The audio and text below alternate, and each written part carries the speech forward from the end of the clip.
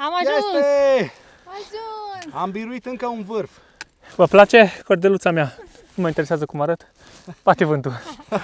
Okay. Ce-i gheață? Astăzi, teoretic, o să fie vreo 0 grade aici, așa că o să testăm încălzitorul pe motorină, cel de la Vevor. Vrem să vedem dacă îl putem lăsa toată noaptea să funcționeze și să aflăm consumul. V-ați trezit, mă? Da! Ne pregătim de aventură. Și de o cafea bună! Pregătesc o cafea cu aparatul de la Utin pentru mine și pentru rubenei. Ne-am mișcat cam greu, ora 11. O să fim pregătiți să ne întâlnim cu domnul Ursul Brun. Belește, care aici ursul dacă se întâlnește cu noi. Sperăm să nu fie necesar. Începem cu o urcare din asta zdravănă. Avem și o lăbuță de lup. Îl vedem, îl simțim. Mai avem aproximativ 100-150 de metri și ajungem. Nu ne putem dori vreme mai faină de atâta, n-ai cum. Foarte puțin adie vântul, dar suntem sus în gol alpin la 1600 de metri. Perfect normal să adie. Vârful Godeanu 1656, Orăștie. Ora 7, am băgat a 10 km, a fost super, e foarte frig, sunt vreo 4 grade acum afară. Salutare, dragilor! Aici dubițarii motocicliști, De la Lucifer Videographer, Iasmina. Robert și Iasmina. Nu contează ordinea, Exact. suntem noi doi. Și ne vedem după aproape 3 săptămâni de când ne-am întors din Norvegia. Dar în acest video încă nu povestim despre rezumatul acelei ture, Da. pentru că am ieșit așa mai ad hoc. Abia ieri am recuperat dubița de la mecanic, a fost la Silviu, la SS Service, căruia îi mulțumim frumos și lui și echipei sale, Mulțumim! colegilor, că a reușit să facă dubița. O să vă spun ce a avut. Injectorul numărul 2. Chiar dacă eroarea era pe turbină, injectorul 2, partea electrică, partea aia de sus unde intră mufa, efectiv când a vrut să scoate injectorul, când a deschis, era corodat, era mâncat și nu mai făcea contact cum trebuie, iar de acolo lipsa de putere și așa mai departe. A înlocuit injectorul cu numărul 2. Inițial am vrut să le verificăm și să le rectificăm și pe 3 și pe 4. Unul a fost în iarnă făcut, dar ce să vezi, și cu ăla 2 s-au chinuit de numai să-l scoate, l-au scos pe bucăți, s-a rupt în vreo 3 locuri, l-au sudat, l-au bătut, l-au prese, deci cred că numai de la NASA nu a fost cineva să îi ajute să-l scoată. Așa că avem deja 250 de km făcuți cu dubița, se comportă exemplar. Pe lângă injector am mai schimbat plăcuțele noi, cu tot cu discuri, că de fapt discurile au fost o problemă, am pus Bosch atât la discuri cât și la plăcuțe. Schimbul de ulei, filtrul de aer nu a fost nevoie să-l schimb, îl schimb tura viitoare. Și altceva, au zis că ori verifica turbo, nu scapă ulei, totul e curat, nu se rupte palete, nu are joc. Ori verifica tot felul de senzor pe acolo. Deci ideea e că mașina acum teoretic îi în stare bună. Noi, cum v-am zis, avem deja un drum făcut de la Arad până aici, la Sarmisegetusa Regia, e doar la 3 km de noi. Și Astăzi, fiind o zi de sâmbătă, nu știu repede data, 18 octombrie 2025. mamă ce-a trecut timpul, mâine o să vrem să facem o drumeție, dar nu suntem singuri pentru că îi avem cu noi pe Cine? Ruben și pe Nicolet. Salut! Ei ori Am venit și cu... să aprindem focul. Imediat, Cremenele. imediat arăt și cadre cum ai făcut acolo focul, cum am făcut noi ciorba. Ei o să doarmă în Volvo, o să tragă o aventură. Noi, bineînțeles, dormim în dubiță. Și astăzi, teoretic, o să fie vreo 0 grade aici, așa că o să testăm încălzitorul pe motorină, cel de la Vevor. Vrem să vedem dacă îl putem lăsa toată noaptea să funcționeze și să aflăm consumul. Are un rezervor de doar 2 litri. O să-i dăm drumul când ne culcăm și dacă nu murim de cald pe minim, dacă nu trebuie să-l oprim, atunci îl lăsăm să meargă până dimineață și vedem exact ce consum avem. Dacă cumva trebuie să-l opresc, atunci o să contorizez să văd exact câte ore a funcționat, mai dau drumul dimineața și vedem la câte ore de funcționare aproximativ câtă motorină consumă. Cum vă spuneam, vă las acum câteva cadre să vedeți cum am făcut mâncarea, pentru că facem o ciorbică bună, un fel de, așa, nu neapărat un gulaș, o ciorbă cu cartofi, cu afumătură, cu legume. Avem aici echipă, fiecare o tăiat, ori făcut. Nicolae tot tăiat ceapa și cartofii, morcovii, eu am răntălit, Ruben între timp a făcut focul, Iasmina au făcut și ce știa mai bine. Am filmat. Ai văzut? Toată echipa completă. E fain, s-a oprit ploaia, tot e ud încă pe jos, locația este superbă, vă spuneam doar la 3 km de Sarmisegetusa Regia. Teoretic o să avem de plată 1 euro pe mașină, avem la intrare acolo un SMS, dacă nu mă înșel 7473 și trebuie să trimiți SMS cu textul CAR 1. Că atâta costă pentru o mașină, 1 euro. Hai, toate bune și frumoase, astăzi nu vă mai obosim, pentru că mâine dimineață, cum spuneam, o să mergem pe vârful Godeanu, care are vreo 1600 de metri, o să fie un traseu de aproximativ 10 km, undeva la 6-7 ore traseu complet, cu tot cu pauze, cu mers lejer. Mâine arată vreme bună, vreo 10 grade, deci o fi frig, dar vreme bună. Ne punem să mâncăm, ne culcăm și ne auzim mâine dimineață. Să spunem rugăciunea înainte. Da, musai. Hai, Doamne, dă să nu murim de ce am făcut aici. No, poftă mare!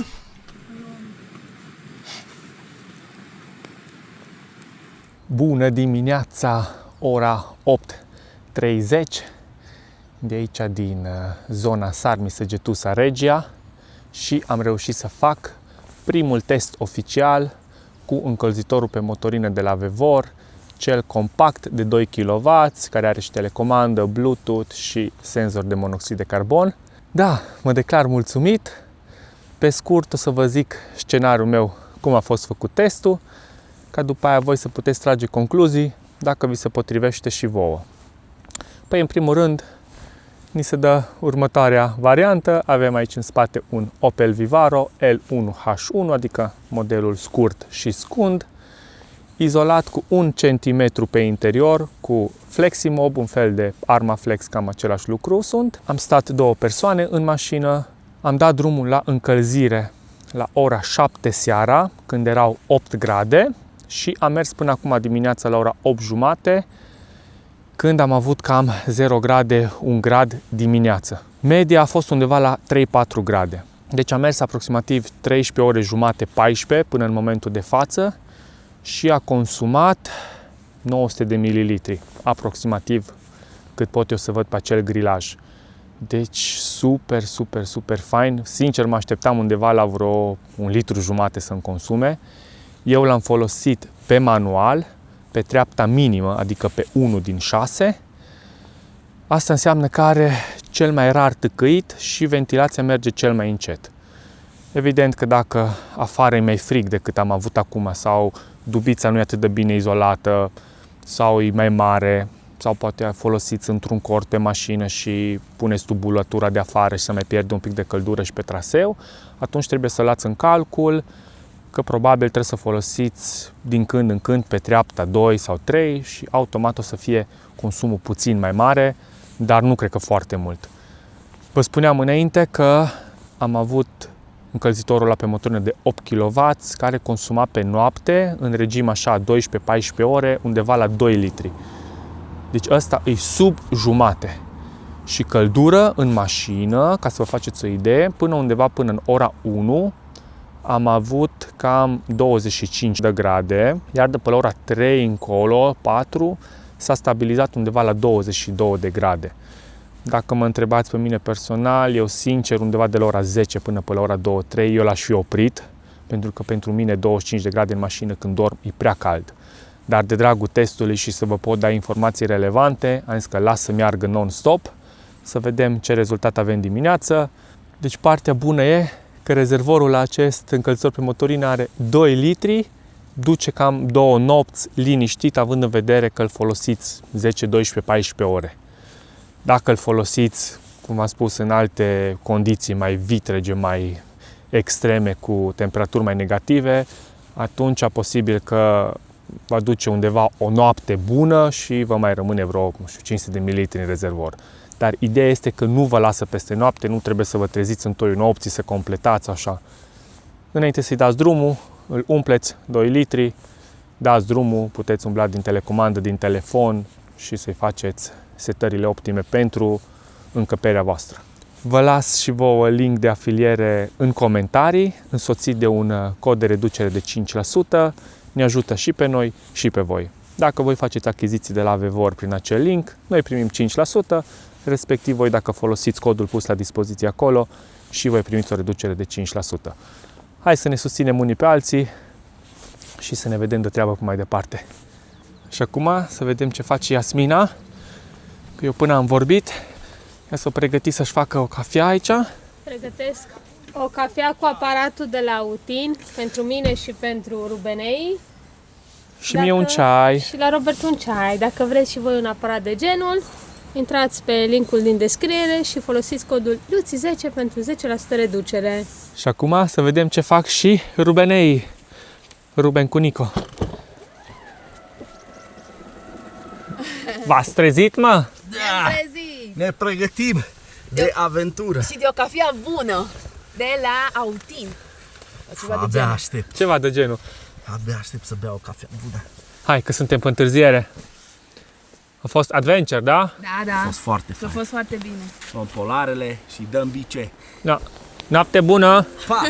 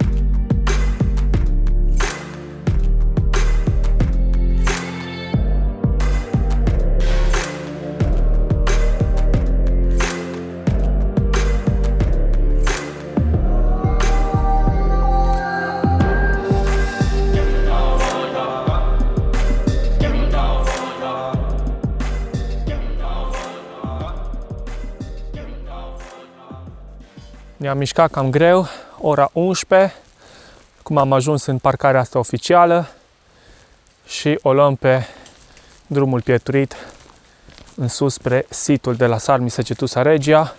Până acolo vreo 800-900 de metri, ceva de genul. O să avem de plătit un bilet de vreo 15 lei, cred că, de persoană, și de acolo începe traseul spre vârful Godeanu. O să fim pregătiți să ne întâlnim cu domnul Ursul Brun. Belește carici ursul dacă se întâlnește cu noi. Sperăm să nu fie necesar. Gagicile au luat-o înainte, au pasul mare. Am ajuns sus la zona de bilete. Imediat le cumpărăm și ne continuăm drumul. Acum ne-am interesat aici la bilete și în mod normal e 15 lei de persoană, dar având în vedere că vrem să urcăm pe vârf și că nu ne oprim să vizităm situl, nu trebuie plătit nimic. Deci veniți, traversați altan și se urmează semnul Crucea Roșie. Noi avem un episod video făcut cu Iasmin aici cu motocicleta de acum câțiva ani și în caz că vreți să vedeți atunci ce am filmat pe aici, o să vă las un link cu acel video în descrierea acestui clip.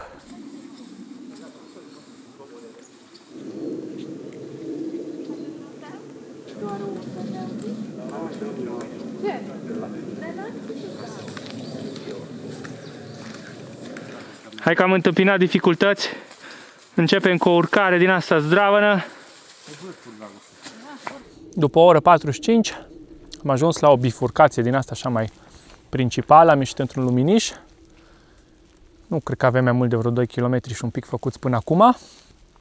Am găsit și soare aici. Ne încărcăm bateriile, ne-am dat jos un rând de polar că am ieșit din pădure. Dar se pare că continuăm tot prin pădure încolo. Și vârful ar fi undeva încolo. E fain. Superbă vremea, superbă gașca, toată lumea e bine. Stați cu noi că mai vin momente faine azi. Nu ne lăsăm. Avem și o lăbuță de lup. Pauză de banană în golul alpin. Am ieșit de nici 50 de metri de acolo din pădure.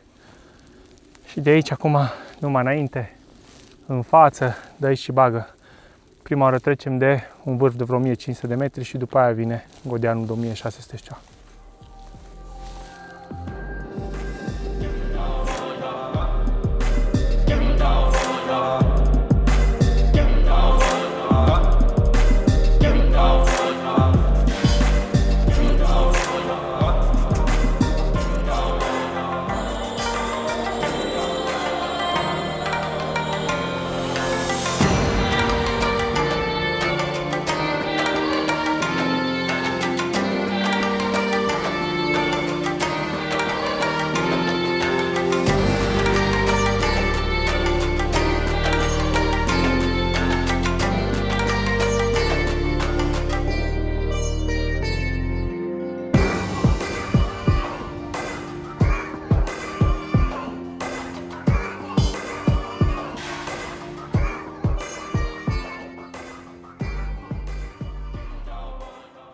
Continuăm pe golul alpin.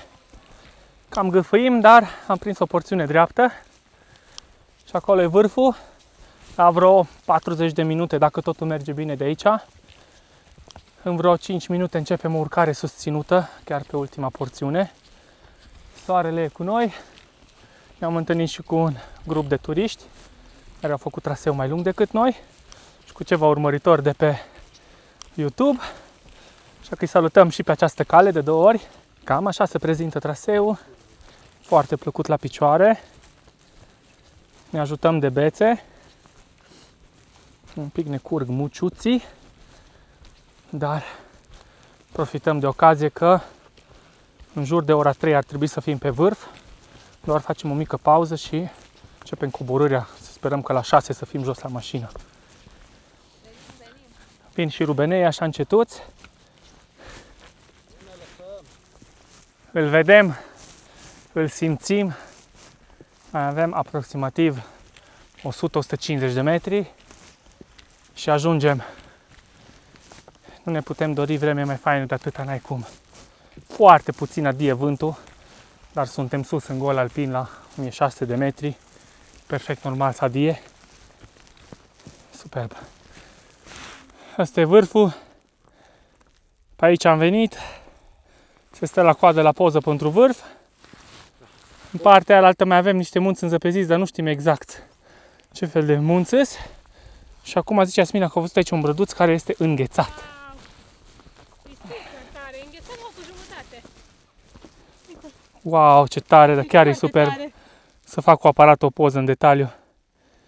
Și unde e tabla cu vârful?